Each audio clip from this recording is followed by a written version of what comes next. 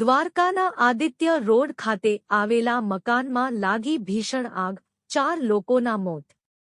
રાજ્યમાં અવારનવાર આગ લાગવાની ઘટના સામે આવતી હોય છે, ત્યારે દ્વારકામાં એક મકાનમાં આગ લાગતા એક પરિવાર આગમાં હોમાયો છે.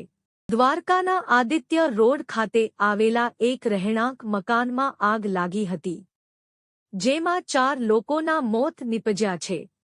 રાત્રે અંદાજે 4 વાગ્યા આસપાસ ઘરમાં આગ લાગી હતી. મકાનમાં આગ લાગતા ગુંગળામણને કારણે ઘટનામાં 4 લોકોએ જીવ ગુમાવ્યો છે, જેમાં એક બાળકી, 2 મહિલા, 1 પુરુષનું મૃત્યુ થયું છે.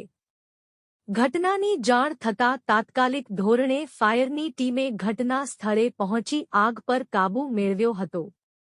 જો કે હજી આગ લાગવાનું કારણ અકબંધ છે.